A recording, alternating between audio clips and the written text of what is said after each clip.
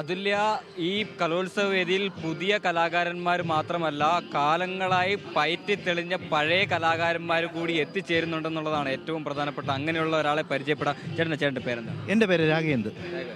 എന്തായിരുന്നു കലോത്സവ വേദികളിലൊക്കെ ചെയ്തുകൊണ്ട്? കലോത്സവങ്ങളുടെ മിമിക്രി ആ വേദികളിലൊക്കെ ചെയ്യുമായിരുന്നു. ഇപ്പം ഞാൻ പ്രോഗ്രാം ചെയ്ത് തുടങ്ങിയതേ ഉള്ളൂ. ഒന്ന് എടുത്ത് പറയണേ, സെക്രട്ടേറിയറ്റ് സ്റ്റാഫ് ആണല്ലേ? സെക്രട്ടറി സ്റ്റാഫാണ്. നമുക്ക് വേണ്ടി, പ്രേക്ഷകർക്ക് വേണ്ടി കാണിക്കാൻ പറ്റുന്ന ഒരു നമ്പർ തരാം. ഉമ്മൻചാണ്ടി സാർ. എന്തായാലും പറയുമ്പോൾ ഗവൺമെൻറ്റിൻ്റെ കാര്യം വളരെ കഷ്ടമാണ്. വളരെ വ്യക്തമായിട്ടും ശക്തമായിട്ട് പറയുമ്പോൾ ഉള്ള കാര്യമാണ്. മറ്റൊരാളും കൊടുക്കാൻ വെള്ളാപ്പള്ളി. സത്യം പറയാ, ഒരു ഗുരുദേവൻ പറഞ്ഞിട്ടുണ്ട്.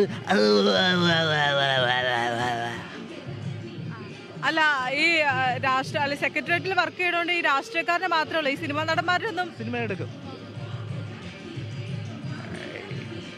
ഞാനൊന്ന് പറഞ്ഞപ്പോഴെങ്കിൽ സിനിമയെക്കുറിച്ചൊക്കെ അറിയാം.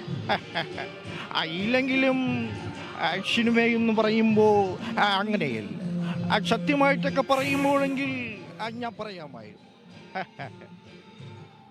അതുല്യ, കലാകാരന്മാർ എപ്പോഴും ഏത് വേദി കെട്ടിയാലും പെർഫോം ചെയ്യാൻ തയ്യാറാണ് എന്നുള്ളതിൻ്റെ കൂടി ഉദാഹരണം കൂടിയാണല്ലേ വിസ്മയത്? തീർച്ചയായും.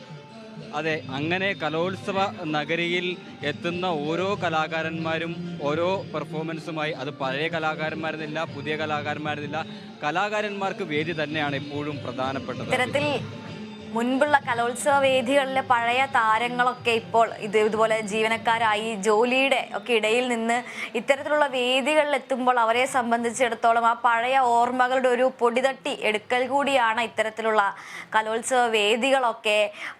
പഴയ വേദികൾ ഭരിച്ച താരങ്ങളൊക്കെ ഇത്തരത്തിൽ നിരവധി അവിടെ എത്തുന്നുണ്ടാവും. അവരെയൊക്കെ കണ്ടുപിടിച്ച് വെക്കുക, പരിചയപ്പെടുത്തുക. പണ്ടത്തെ ആ പുലികളെയൊക്കെ, വേദികൾ വാണ പുലികളെയൊക്കെ കണ്ടുപിടിച്ച് പരിചയപ്പെടുത്തി വെക്കുക. നമുക്കിപ്പോൾ